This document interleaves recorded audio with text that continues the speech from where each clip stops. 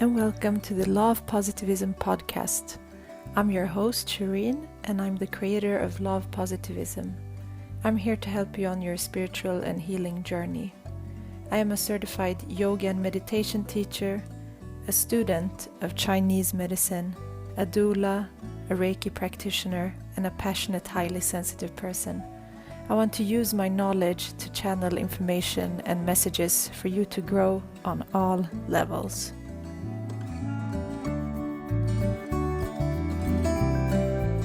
Hi, and welcome to the Law of Positivism podcast. I'm so happy that you're here. This is the 8th episode, and I'm just amazed by the guests that have been here and sharing their wisdom and light, and I really hope that it resonates with you and that it can help you on your journey. And I received so much positive and loving feedback. I'm so grateful that this work that I'm doing is beneficial for people out there. And I wanted to read one of the reviews that I've received because it's so amazing. I'm so happy that people are taking the time and energy to leave me reviews and ratings, which also creates more energy around the podcast and helps other people find it as well. So I had one review that is so amazing and beautiful, and it says, "These podcasts are truly special. I have found so much light, electric energy, wisdom, affirmation, love, empowerment, continuous support, and so much more. Through listening to these episodes, I have also experienced things beyond words." So grateful for this review. Thank you so much. And if you do leave a review on iTunes, you can take a screenshot and send it to me, and I will draw an oracle card for you. And I'm so excited about this week's guest.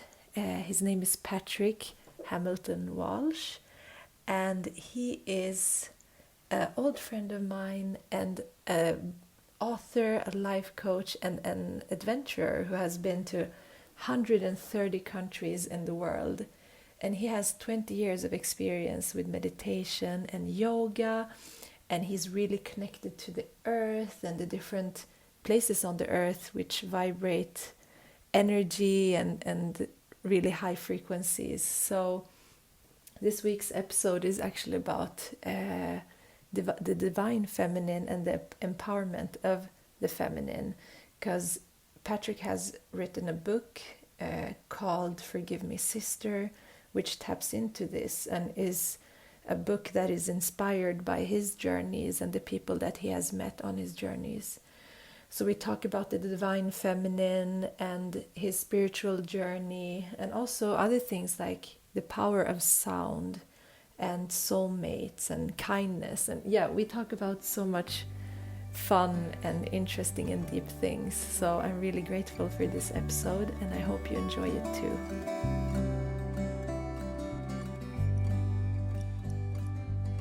Hi, Patrick. Hi, beautiful Shireen. Hi, welcome to the podcast. It's an honor to be here. Thank you so much for inviting me. I'm really excited to have you here and to talk to you. And I just want to start before we have the conversation to ask you how you stay mindful and present. How I stay mindful and present is actually through many things, if I'm honest. I was going to say it's through habits. I have a very strong base of routines and habits which I kick off each morning, which sort of set my my path for the day, and I'll show you a little bit about those in a moment. But at the same time, throughout the day, I'm very much about synchronicities and numerology and patterns, and I sort of also am in the flow with the nature actually. So I'm very much guided in one way, but at the same time, I have very strong habits which set me up each morning. That's amazing. Thank you for sharing. I think it would be interesting. We've known each other for a while, for a couple of years, and I would love for you to tell the listeners who you are and what you do right now. Yes, so for those who don't know, Shireen was one of the first people I met when I moved to Sweden, nearly coming up to 5 years ago. And from that first moment that we met at the coffee and tea machine, I could see that you were such a special, enlightened soul with so much positive sort of desire to know more, have more, be more, radiating from you. And I had just come back from backpacking, as you know. So we connected straight away, and we had a really good first chat, which I will never forget. And our friendship has sort of just blossomed from that. And to give readers a sort of an overview who I am, my name is Patrick Hamilton Walsh, and I come from Northern Ireland, and I grew up in a town which is the unemployment black spot of Europe. But to give you a more spiritual side of the story, when I was 16, I was giving this awakening where I was sort of guided towards the belief that there was more available for me. I didn't have to settle for the scarcity which existed in my area. And I was sort of presented with these two questions which I had to answer. And the question was, if I could have or do any three things in the world, what would they be? And for me, as a 16-year-old boy, it was very easy to answer a question because your mind is so open and you're so available for all potential at that age. So for me, the three things I wanted as a 16-year-old boy, number one was to have season tickets at Old Trafford watching Manchester United.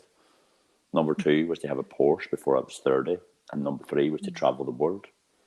And you might think that's sort of a bit of a strange thing, but if you look at it, following Manchester United is a passion project. It brings a lot of energy to a boy. It gives him something to focus on, positive. To own a Porsche is a very material thing, but at the same time, it was something which made me get off the sofa, get off the bed, and actually want to climb and learn and develop and grow myself to even attain something which was so material. And the third thing was to travel the world. And that to travel is to educate. So I've graduated 3 times and I've been conferred 4 times, which means so you graduate from something and you get conferred into something. So I'm a member of 4 professions and I've got 3 degrees is probably the best way. But my true education all came from traveling to nearly 140 countries around the world across 7 continents.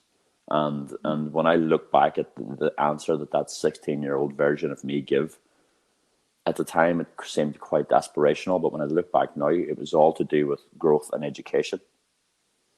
And so to follow up with that, the second question that I had to answer at that time was, for me to achieve these 3 things, how was I going to do it? And my biggest problem wasn't the fact that I grew up in this unemployment black spot of Europe where everyone had this victim mentality. My problem was I wasn't good at anything. No one ever picked me out of a crowd and says, this guy's going to go far or he's going to shine bright in life. So it was up to me to actually dig down inside and say, what can I do? How can I achieve these things? So when I looked really deep at it, the only thing I was okay at school was mathematics. And mathematics was, as I have learned now, is one of the 2 languages that I'm actually fluent in. At the time, I just thought it was something that I was okay at school.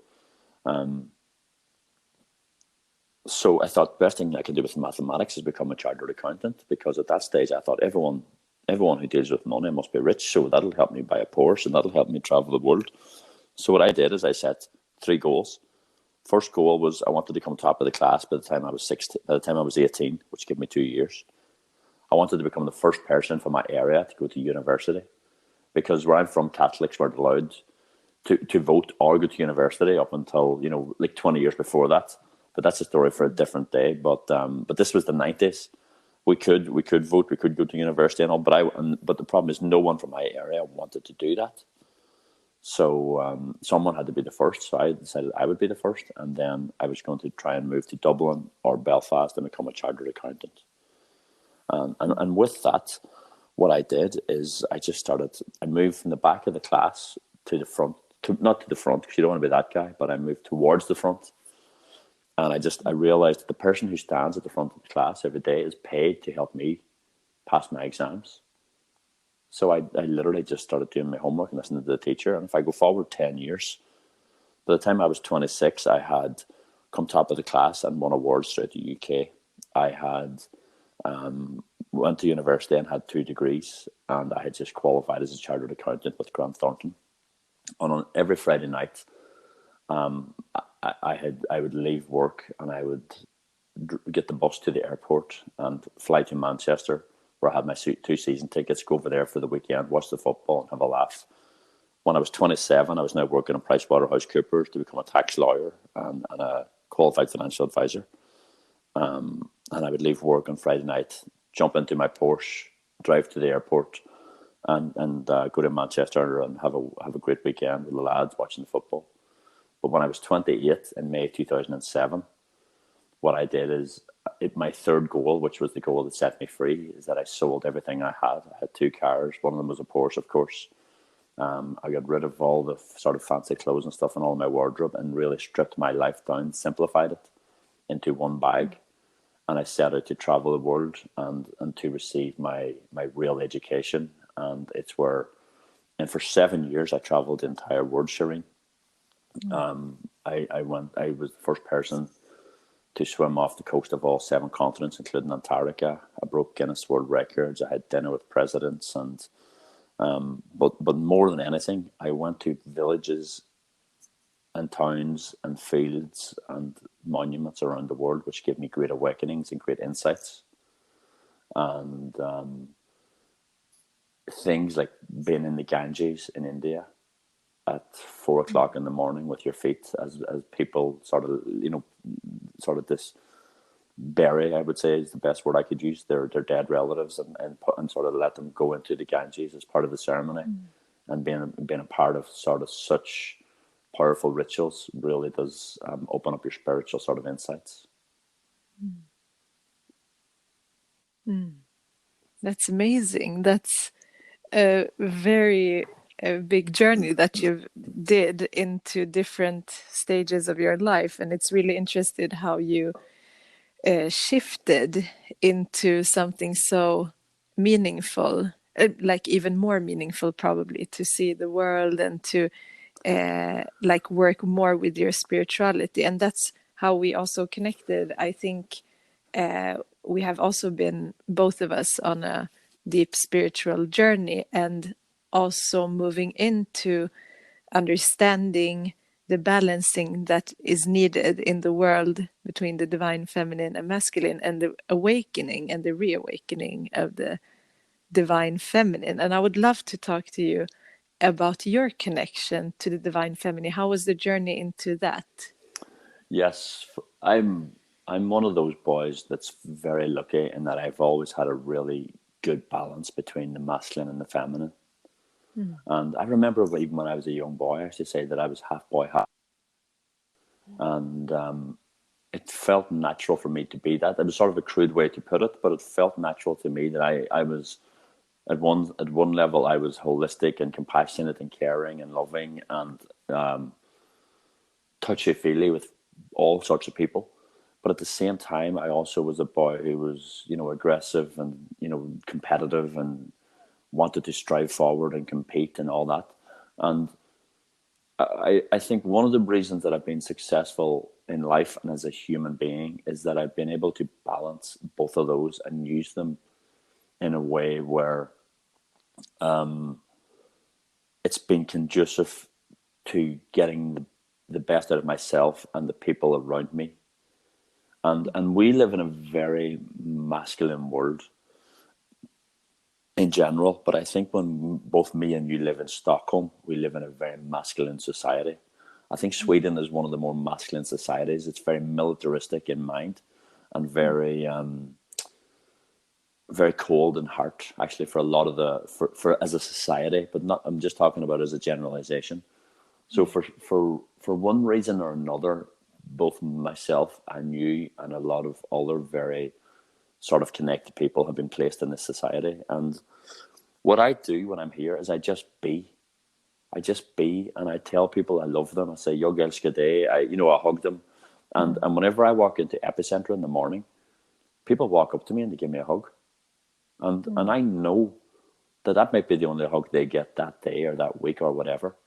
And I'm very much in my feminine self on a day-to-day basis whenever I'm in Stockholm, because there's already so much masculinity in the city already. And as a result of that, as me and you know, I've just published a new book during the summer called Forgive Me, Sister. And that book had one goal, actually, as I downloaded it, was to empower the divine feminine within our world. Our world is creaking and hurting and broken and being depleted and ravished as we go. And it took me 3 weeks to write this book, if I'm honest, and I just downloaded the whole book and channeled the whole thing in July of 3 summers ago. And it was such a beautiful process. It was such an easy process. And it's why that when you look inside my book, Forgive Me, Sister, it actually says Patrick Hamilton Walsh, co-creator. Because I was just the channel for typing the book out and making it come to fruition. The information came from actually the women of this world as I traveled around the world. But it also came directly from the unseen, as I was just given the story, which I could pour through myself. And at the same time, I could see that many of the small discussions and interactions and meetings I had with people around the world, such as yourself, were all there sort of planting little seeds of information and thoughts and steering me in directions which would lead to me having stories which I could contribute to that book. And I have to be honest, the feedback around the world has been phenomenal. I've had fans of the book already, reaching out with their next storylines of where the characters are going to go next and what happens to Emma and this is where she should go. And, and when you get to that sort of level where people are already they've bought in so deep that they're already sort of, designing the next stage of it. It's probably the greatest honor there is. And I have started writing the second book. I started writing it last month, actually. It's the book that's out is the first of 3 books, which I was given all at the one time whenever I was in Holland 2.5 years ago, and I will try and have the second book out within the next 2 years, hopefully. That's lovely. And the book was channeled, so you tapped into something more divine that when we open up to that, we do actually channel the things that we write, the things that we say. It comes from a higher consciousness that is awakening within us. And I'm wondering how did this channel open for you? And besides the things that you have, because you've been to different places in the world that have huge energies, and I've lived in Ireland, and that's a very awakening energy, sometimes very deep and harsh energy as well. But maybe you can tell us about the sources and how you've started channeling. Yeah, so I'm very much someone who's connected to energy, and I'm a Reiki master, for example. I've been one for probably 8 or 9 or 10 years, maybe. And I use it part of my life every day. So to do that, what I will do is every solstice or every equinox, I will actually spend that date at a location which is one of the chakra points of the earth or whatever. So I think 21st, 22nd of December last year, I was in the temples of Karnak in Egypt. Before that, I was in Glastonbury, which I know you've visited as well. I've been to, you name a chakra point, I've probably already been to it. So I actually almost like putting your phone on a charger. to sort of get it energized to the max, I sort of put myself on a charger by going to these locations and really feeling the depth of it. So last month, Saudi Arabia opened up the possibility for people to apply for an e-visa. So of course, me being the backpacker that I am, I was probably the first person to apply. And I spent last week down there at a location called the Edge of the World, which is deep in the desert. No roads, nothing. And it was just a very spiritual and energizing experience for me to go out into this desert where the Bedouins live, and you see these fires at night and things. And I believe that by taking myself out of routine on a regular basis, that the energy that I expend in getting to the edge of the world in the Saudi Arabian desert is actually multiplied and replenished multiple times by me being there and charging myself up. And that allows me then the ability to be more in tune to who I am, be more in tune to the people who are around me, and to have a deeper sort of bond with various people who I have met in past lives who cross my life again. I don't meet those people every day, but when I do meet them, it's such a powerful experience. And when I meet those people, I think everything else is worth it because I remember them. And at the very front of my new book, Forgive Me, Sister, I write a poem, and it's a poem designed, I want to say for women, because there was women in mind when I was when I was writing the poem and when I was given the poem, but it's definitely for the feminine and everyone.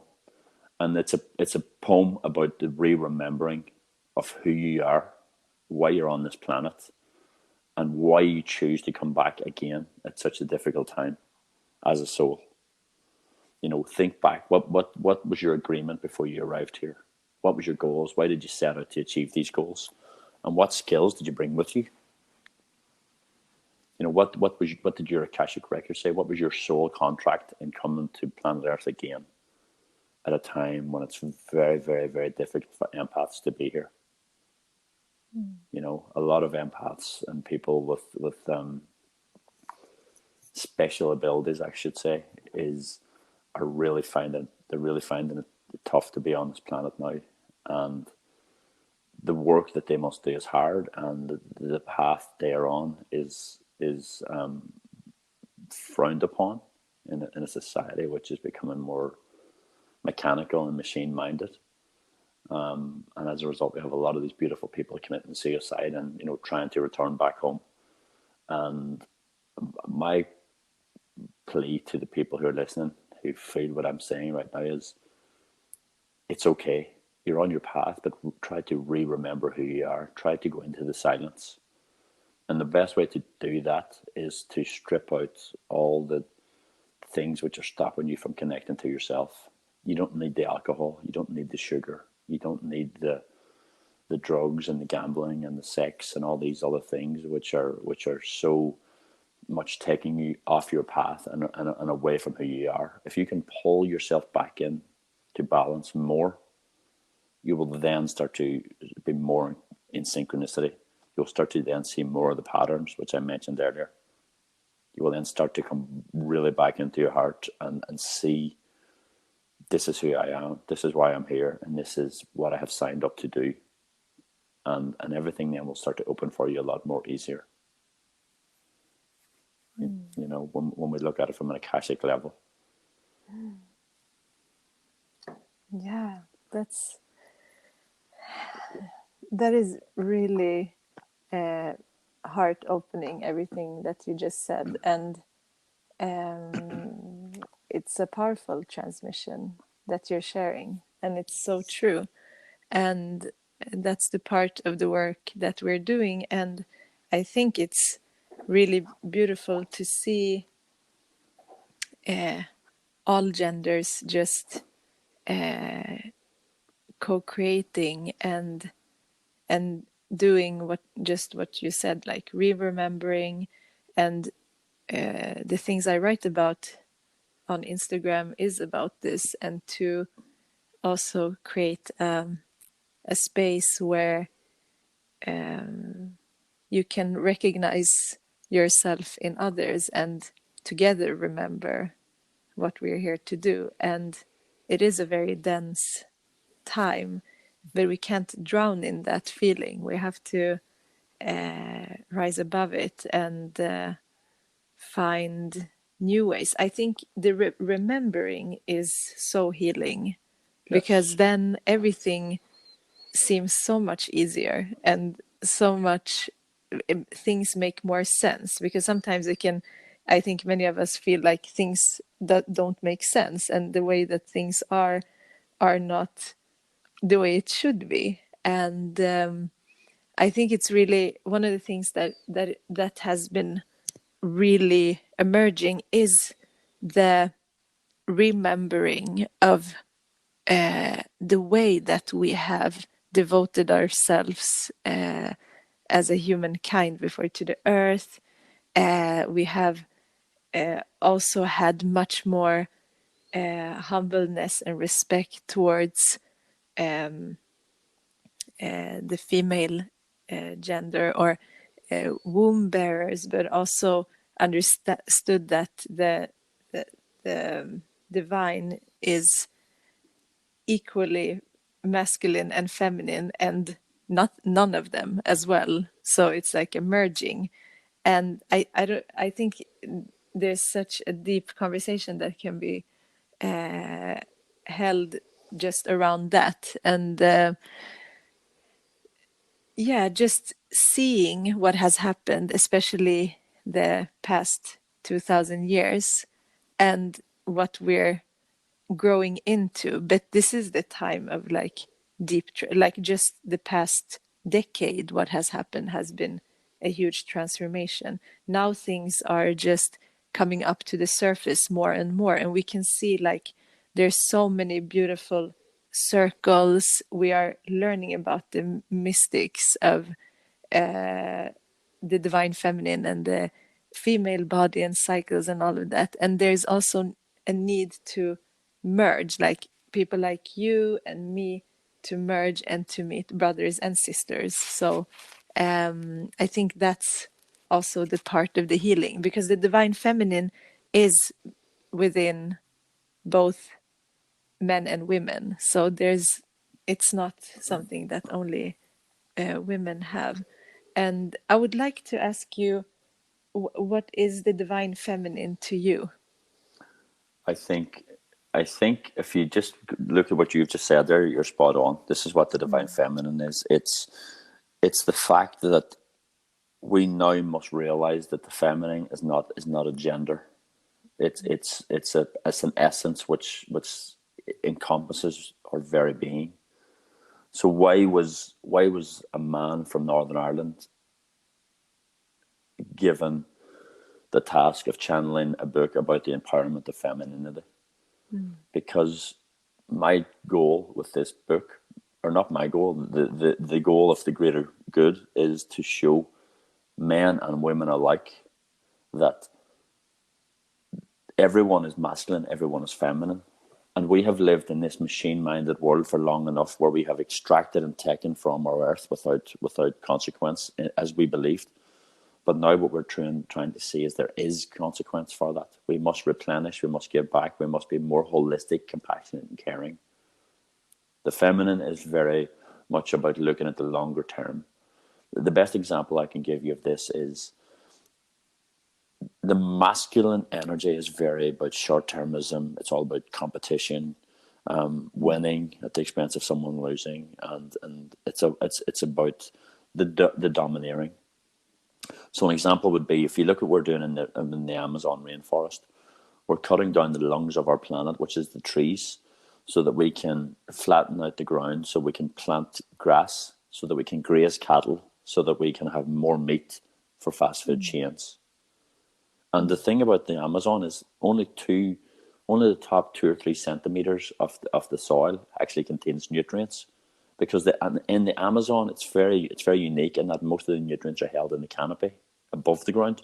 So whenever you cut down these trees, basically you can only use them for 1 or 2 seasons before you have to go and cut down the next 100,000 square kilometers for the next batch of cows to be grazed.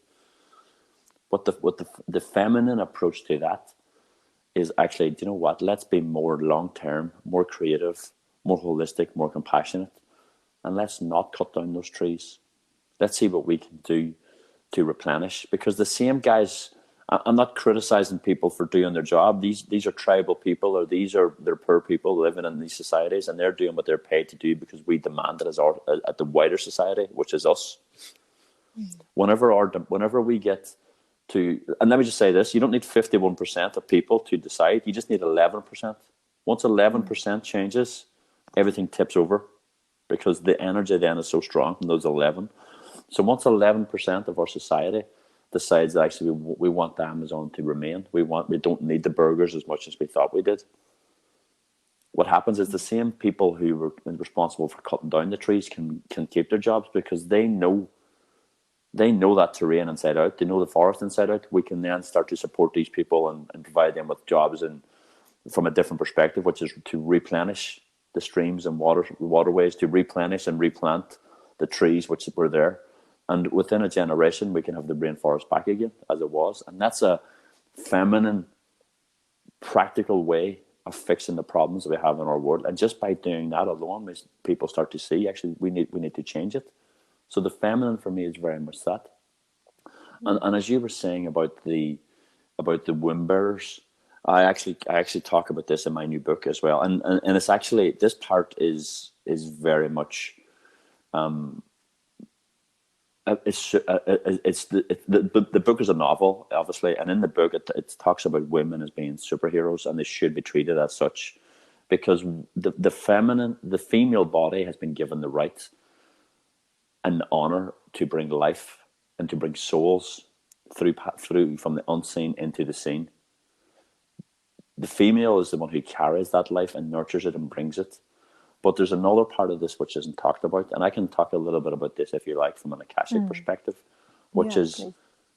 The female is given the ability to hear the soul and to communicate with the soul prior to the soul coming into the body, but also through the 9 months whenever the soul is growing within the womb. And I'm going to go a little bit deeper on this, just so people can understand what I'm saying.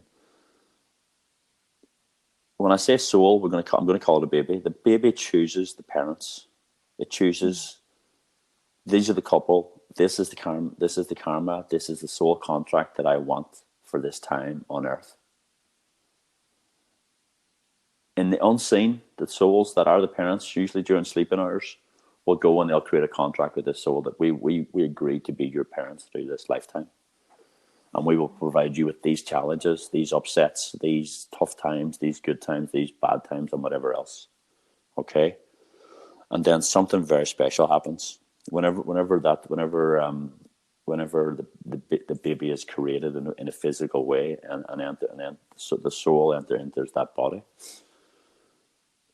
that child will do one of the most important things that it will ever do, and it's something which will change the life path of the human being that will come to this earth. And the mother's role is to be very specific in accepting this task, and that is, whenever you arrive here, you come with your name, and that child will continue, when it's in the womb, will continually be communicating with the mother and telling the mother, my name is. So I know that my name is true to me. My name is Patrick. I know that my mother heard my name and took it on, because whenever an Irish person is called Patrick, usually they're usually reduced to Paddy or Patsy or Pat or some variation of it. But from the moment I was a child, and it's actually got me in a bit of trouble in my life, actually. My mother always ensured I was given my name, Patrick, because the sound of your name is very important. Sound is the most important thing that actually probably exists. It's more, and I'll explain this in a minute. To call me Paddy is a different sound, or Patsy is a different sound, which means it's a different name, which means it carries a different frequency. My name is Patrick, and I have maintained the name Patrick throughout my life. And when someone calls me Patsy or Paddy or whatever, I don't answer, because it's a different frequency, which means it's a different energy, which means it's not me. Okay? So we give this to our mother as we come into this world, and she takes it. If you're not given your right name, if my mother had heard me saying Patrick, and then my father was down the pub and he heard that Michael was a great name, then I would go off my path and I would lose who I was. And I had a conversation at this in Epicenter last week about a guy who's changed he was given, I think he was given the name Johan, but he always knew he was Walter.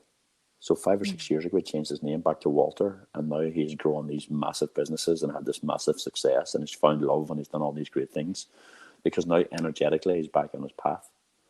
And now let me explain this in case some of you think I'm completely mad. In the beginning, God said, "Let there be light." So God said, "Let there be light," which means that sound came before light came. So sound transforms and light informs.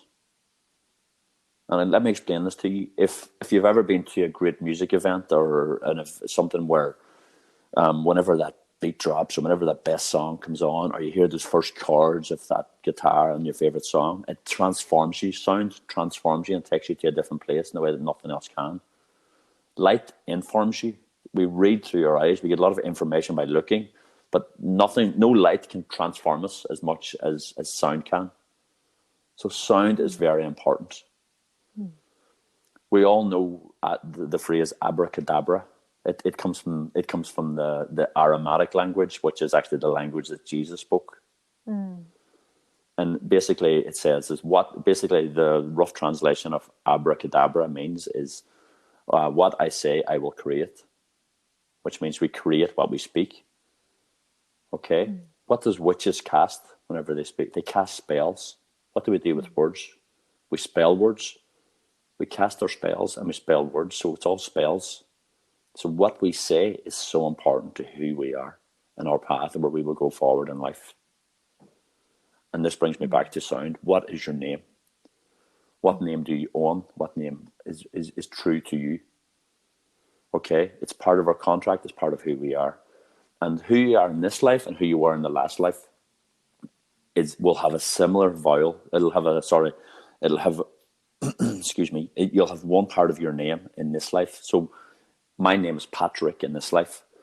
In my last life, my name could have been, for example, Richard, which would also have Patrick, Richard, for example.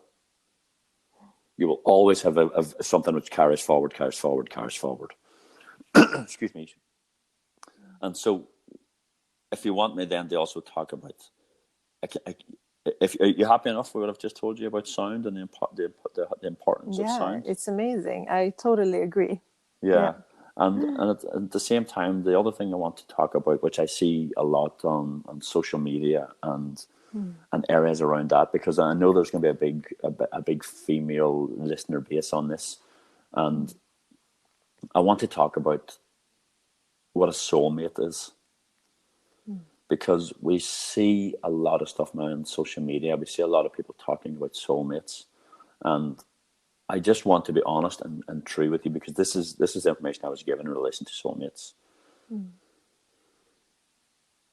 There's so much misinformation in books and by talkers concerning this concept. You know, we all so deeply down want to believe that our spouse or the person we're in love with or our current boyfriend or girlfriend is our soulmate. The reality is that is so highly improbable. We only have one soulmate throughout all of eternity. And I won't go into the science sort of it, but it all comes down to when an atom is divided into masculine and feminine. We split in half as a spirit and we go off. So there's a certain loneliness that exists in us when our first energy is split in half, which is, if we talk about the first man, what was his name? His name was Adam. Well, Atom, you know. And as a result, we're always sort of feeling as if we're searching for that other half of ourselves. Is this person my soulmate? Is that person my soulmate? This new boyfriend's my soulmate or whatever. And we can often end up marrying people who have a lot of the same characteristics as our soulmates. But the truth is, only on this planet, from an Akashic level, there's only 2,000 couples, plus or minus 10%, who are allowed to be on this earth at any one time that are soulmates. So 2,000 couples on this planet are with their soulmate. And it's generally not this sort of Hollywood love affair. It's a time whenever souls are sort of brought back together, and they're working together on a soul contract as a unified pair, for the greater good of all people. And whenever you have soulmates together, they usually don't clear out much of their camera that they come in with, because a lot of that will remain unfinished, because they're here to create certain contracts and see certain things through. And they're so sort of content in being together. Usually a lot of couples who are genuine soulmates, who are here together to fulfill contracts, they won't get much done in business, or they probably won't have a family or things like that, because they're so much wrapped up in this reuniting of themselves coming back in together. And I'm not here to criticize anyone who thinks they're with their soulmate. You probably are, and if you are, God bless, and you've basically enjoyed this lifetime for all it is, because it could be so many more lifetimes before you're reunited again. But for those 2,000 odd couples out there, I wish I'm delighted for you. But for the rest of us, I would say you don't have to be with your soulmate to be happy. You can actually be with other souls who are not the other half of you, who can come together and who you can have great, fantastic lives with, and you can give and take and contribute to and receive from and teach and be a student of. There's so much to be gained from that as well, and that's part of your soul contract coming here. I see this other term going around on social media and things about the twin flame, and I can only say I have no idea what that is. It sounds fantastic and spiritual and magical and very romantic. I have just never received any information in relation to that, so I actually truly don't know what a twin flame is. But if you know what it is, and you think you have found your twin flame, then again you're blessed, whatever that is, and I send my love to you again. Yeah, it's interesting. I was thinking about the twin flames. I think we will talk about it in another episode as well, and I think it stems back to the times of Atlantis. But it's, yeah, you covered so much, and it's so interesting, all of it. And actually, it would also be interesting to, like, when you channel this book, what the purpose of the book and how. So it is a novel, right? Yes, it is. Yes. Yeah. Why do you think that this book had to be channeled? I think that I was just I was just a guy, and I was a soul in a body who was lucky enough to be chosen for this book.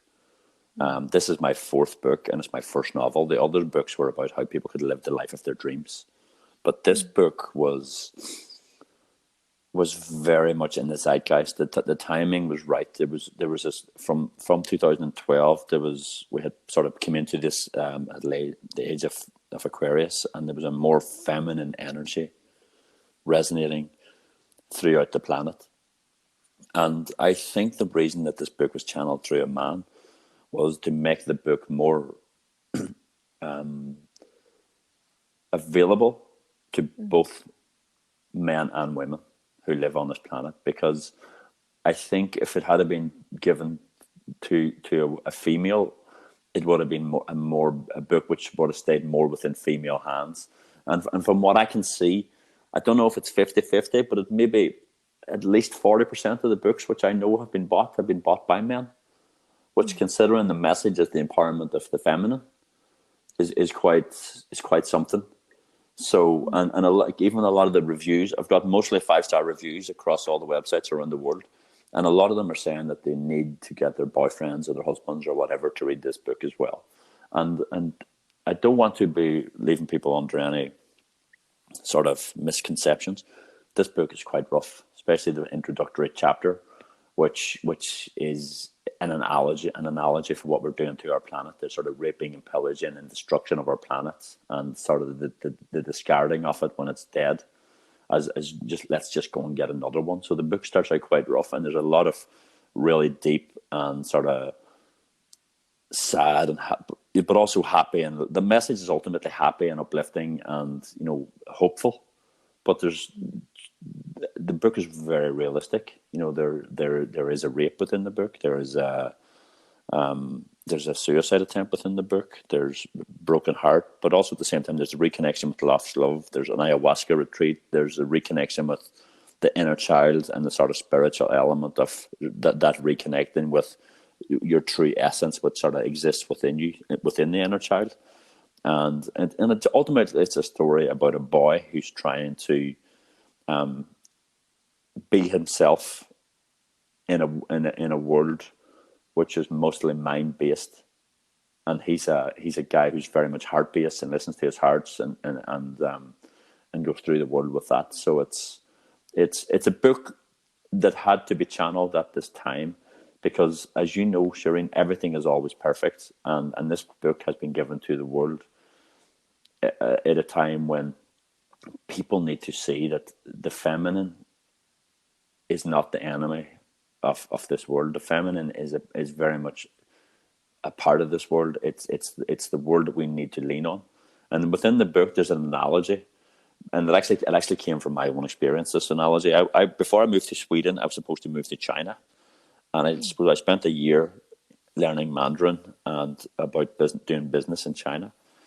And there's this one analogy which works very well within Mandarin, and it says that for you to get if a tree is bent out of shape and you want to get that tree to stand up straight, you don't pull it up into the standing position. What you do is you bend it beyond to the other position, so that when you let go, it then springs back into an upright position. And I hope I'm getting this across properly. So how I see society is the same. We've had a very masculine society for so long, which means it's been bent out of shape. I believe that to get things into balance, we need to bend it, not to 50-50. I think we need to bend it right across now the other way, to a more predominantly feminine world for a while, so that when we let go again, it springs back into shape, like the tree. You know, why have 50-50 board members, male and female? Why not just have 90-10? Why not have 100% for a while and see how that goes? Because we had 100% of men for a long time in boards and things. You know, let's bend the tree to the other side, and then when we let go, we'll probably end up with 50-50. And one of the really sharp visions I was given whenever I was sort of channeling this book, as I would sit at the kitchen table every morning, was, in the future, a boardroom table should look like a kitchen table of a casual family get together, where there's a lot of women and men sitting around, and there's children, you know, running about, and there's some women are breastfeeding, and some women are sort of changing a nappy on their knee as they're doing something, and there's other toddlers with toys on the floor, and there's the interruptions in the life and the joy and the energy and the sort of giggling and realness that comes from having multi-generations of people sitting around a table and making decisions. Because it's quite easy to make a decision that's conducive to you at your level, whenever everyone around the table looks like you and is the same age and of the same sort of ilk as yourself. But whenever you're making decisions which will impact multi-generations, and those generations are actually under your feet and climbing around your chair, and, you know, you have old grey-haired women at one side of the table, and young boys and teenagers, and all spread across, and they're just there being. They're not there to make decisions, they're just being, because that's how families are, and that's how decisions are made in families. So if we started treating these corporations like they were families, and having boardrooms that looked more like the kitchen table on a Saturday afternoon, I think we would have a more holistic approach to our decision making, and we wouldn't do things that were only for profit. We would actually do things which were more for the greater good of all people and the stakeholders, as opposed to just the shareholders. Yeah, definitely. And putting we've started to build, like the world has been built now with not the family and the human beings in focus. It's been focused on it's focused on how the ego can get more, Yes. and which the human being does not take with it when it leaves this life at all. So that's what I meant with how strange sometimes I can, like sometimes I can feel like an alien just watching and just thinking how strange that it turned out like this. But yeah, it's a part of the journey, and as you said, everything is how it should be, so that we can, like it is in this darkness that we can find also light. So we I think definitely that the shift has to be like this joining now of just awakening, not just history but her story, and the divine feminine is a part of the change and the transformation. And I think it's so awesome that you are passionate about that, and that we definitely need more guys like you that are also enlightening men and females. So it's not just one side that are working with it. And maybe you can also give a tips to how men could work more with their inner divine feminine. Yeah. So again, one of the things that I try to do with men is I try to see them. We live in a world where people are not seen anymore. You know, we sort of just see we see their clothes, or we see their title, or we see their followers, or we see whatever, but we need to see the human being. We need to see the spirit that exists in the person. So what I try to do with men is I try to just see them. And I see their strength, I see their sadness, I see their pain, and I treat them. Basically, I try to treat people with love. Actually, I will say the word love. I was going to say compassion, but I actually try to treat them with love, because everyone carries pain, but I don't need to dwell on their pain. I can also I can also think about the positive things and the good things and the good days that they have when they're around me. So I want to just see people with love. And what I find is whenever I show people love, they reciprocate. So and what happens then is, by me showing love and by me not being afraid to sort of be true to who I am, it then gives them permission to be true to who they are. And then men can actually show that they are quite loving, quite compassionate, quite, open, quite feminine in various ways, because they're not intimidated by what I am, because they know that the truth is the truth is the truth. And what I'm showing them in our interaction, whether it's at the tea machine or whether it's at a football match, is that this is the person I am. And therefore now you now have permission to show me the person you are. And what I feel is then guys are, one thing that is a fact is that every man is the son of a beautiful woman. And within that beautiful woman, she put love, compassion, kindness, and all the feminine traits that she has into that boy. So let's never think for a second that those guys don't have it in them. Go to the worst jail in your country and get the hardest, baddest person that you can find in that jail, and then bring him in front of his 2 or 3 year old daughter and see how soft and compassionate and loving he is to her. So even the worst people in the worst jail are soft and compassionate whenever they're around people who allows them to show that side of themselves. So things like toxic masculinity and all, I think, can sort of push men further away, and it labels men as being a certain way. What I like to do is just show them it's okay, man. It's okay. Have your masculinity, because it's in you. It's also in the women, but also don't be leaning too much to that side. Bring out your beautiful feminine side as well. Show us your compassion and love. So I just say to lads, be true to who you are. And the best way to be true to who you are is try to see people for who they are. And without judgment, without labeling, without anything, just see them and just be with that, and understand that as we go through this life, there's certain people who are destined to cross our paths. And you have to realize people come into your life for a reason, for a season, or for a lifetime. It's for a reason, a season, or a lifetime. And see the person who comes in for a reason. What is the reason that they're here? They're here to teach me a lesson. The reason is that I had to have a bad day today, and this is the person who's bringing me this lesson. And basically what I needed to do was I needed to overcome it in a compassionate or kind way, or see what was happening. Whatever it is, whatever the reason is, see it for what it is. Other people come into your life for a season. What does that mean? How long does that season last? You know, is it the people you went to school with, who you were with for 7 years, and that was your season? And once you left school, you said extracted and left enough for each other that your 7 years is over. Now you'll not probably see that person again, or you might see them again when you're in your 50s. Or was it someone you worked with for 3 weeks on a project? But see the season, and don't be attached. Don't be attached when that person leaves, or whenever your time to move on comes. See it for the season that it was, and then and that, what I've just told you, covers 99.9% of the people who you will ever meet. There's very, very, very few people who come into your life for a lifetime, but they do exist.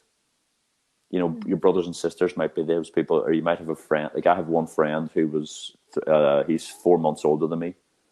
He'll be there until the end. He's a lifetime guy. My best friend Terry. You know, as often as I see him, it's not that much anymore. I live in Sweden. He lives in Northern Ireland still. But I still have to have the big eye view, the bird's eye view of looking at these relationships and going, reason, season, lifetime, and allow the people to come and go. And I say this to men, you know, lads, see the people and see them coming, see them going, but try to be as kind as you can be. And it's, and I'll just quickly talk about the word kindness. Kindness is everything. You know, if you're out there and you're single and you're looking for love, don't even look for love, look for kindness. The three most important characteristics in any relationship that you should be looking for in a person: number one, kindness; number two, kindness; number three, kindness. Kindness is the seed which allows all other beautiful things to sort of blossom and grow and germinate. And if you can find someone who's kind to you and who has, you know, the time to show you kindness, then cherish that person so much. If you come across people who are not kind to you, and you know they're giving you a tough time in work or in a relationship or as a friend or whatever, you know, see it for what it is. Is it a reason, a season, or a lifetime? And don't be afraid to detach yourself from those people, because there's a lot of depression and there's a lot of anxiety in this world. And if you're depressed, there's a good chance that you're surrounded by assholes. You know, maybe you're surrounded by people who are just not being kind to you, or not seeing you for who you are. And the thing is, it's also on you, because you're falling, you're fitting into a box that these people give you. You know, don't be afraid to bring a season to an end. You know, you're not a tree. You can move on. And at the same time, during the summer, for the first time, I experienced anxiety. I'm not an anxious person, but I was able to feel it in someone else who's very close to me. And anxiety is horrible. And anxiety is when you're worried about. So depression is whenever you're living in the past and you're worried about the past. Something's happened and you're depressed about it. As I said, you're probably surrounded by people who are not so nice to you. Anxiety is when you're worried about the future and you're sort of apprehensive about how things are going to work out. My advice is, tomorrow's never promised. Don't be thinking that you're still going to be around tomorrow. So don't be worrying about it too much. You have bigger problems. And the real problems that we find in this world are the phone calls that we receive on a wet Tuesday, which comes out of nowhere, which is real bad news, and we weren't expecting it at all. So don't get too caught up on the interview or the meeting with the boy or the girl or what your boss or your friend might say, because tomorrow is not promised anyway, for number one. And number two, it won't be that important in a year after it's happened anyway. So just see it for what it is, see it as a lesson, and be able to sort of go through life And I mean, if anybody needs more information on this, Shireen can sort of connect us through social media or something. But please do connect, because I know I'm sort of looking at this as a high level view. But one of my reasons for being on this earth is I have to help people, and I have to explain to people, and I have to show compassion and kindness. So if you're having a tough time, please reach out, or get one of my books and see what I say in that, and just allow me to be there as a brother for you, because there's so few men that are offering this genuinely. If you need a masculine insight, or you need some life coaching, book a session with me, and I'll be honored to help you. And how can people find you and your book? You can get my book absolutely everywhere. If you search for Patrick Hamilton Walsh at your local bookstore, you can order the paperback version, which I'm a paper guy. I love paper, so I would recommend those. If you want to go and download it, you can get it on Amazon, you can get it on Kindle, you can get it through the Apple Bookstore, you can get it through the Google Play Store. You can get it literally everywhere that you can download books. My book will be available in every country. To give you the cheapest place to get it, I believe there's a thing called bookdepository.com, and they do free worldwide delivery. So I think they usually do the best deals. And obviously Black Friday is coming up, and so it's a good time to buy if you want to. And the other books I have are, number one was called Life Is, which is a book about how I got to live the life of my dreams. And it's a full color sort of coffee table book. And all the money from that book goes to helping the homeless. There's another book called The Backpacker Who Sold a Supercar, which is the black and white version of Life Is, a lot cheaper. Again, all the money from that goes to helping the homeless as well. So the other way then is Instagram or Facebook. Search for me on Facebook and add me as a friend, or follow me on my Facebook page, which I'm quite. And the other one where I'm quite active as well is Instagram. If you search for Patrick Hamilton Walsh, I'm trying to always sort of show people how I live, and sort of share some inspiration for people that the world is actually quite small, and everywhere you go, people are awesome. So Instagram, Facebook, and Twitter as well. Patrick Walsh, Patrick H. Walsh is my Twitter. But and I will share the links also in the episode, so it's easy to find you. Yeah. And on Instagram. Please. For sure. But this conversation was amazing. I'm really just inspired and so happy that you took your time to have this conversation with me. Thank you so much. It's an honor, and I just want to say publicly how proud I am of you, Shireen. I really have loved following you and being inspired by your postings and your inspiration, and also your travels. I really appreciate whenever you go out into the world and bring back fresh imagery and fresh insight and fresh knowledge from places like Glastonbury and those, and which I'm going to soon again. Yeah, please. The winter solstice. Yeah. You go to Glastonbury, are you, for this year? Yes. Wow. Yes. It's so powerful. It's so powerful. Yeah. And I really appreciate when you do that, and I think we all do, because I actually can see a big up bump in your energy when you come back from those trips. So as someone who's continually traveling, and I really appreciate it. And I would say this to all the listeners: remember this one thing: motion creates emotion. By moving and being on the move, you create new emotions, new energy for yourself, because what you give out, you get back in 10-fold or 100-fold or whatever that is. So people wonder where I get the energy to travel. I get it from traveling. So motion creates emotion, and with that, I'll not keep you much longer, because I know that an hour is a good time for a podcast. Yeah, thank you so much. I really appreciate you and everything that you do, and thank you so much for your love and kindness. It's an honor, and thank you so much for putting out all your content and for bringing it on now to this new medium. We really all appreciate it. So tack så mycket. Thank you so much. Thank you so much for listening. I hope that this episode really resonates with you, and that you can feel the high vibration and the transmissions that you got from this episode from Patrick, and it's so amazing that he could share so much wisdom and light with us. I'm really grateful for that. And I'm grateful for your energy and time, and I just hope that this can bring more light to everyone and that we can have more interesting and deep conversations on this podcast. I'm so happy and grateful for all of you, and if you do leave a review on iTunes and a rating, just take a screenshot and send it to me, and we will do a small oracle card reading. So let's take a deep breath in through the nose together and exhale through the mouth, and take whatever resonates with you and leave the rest.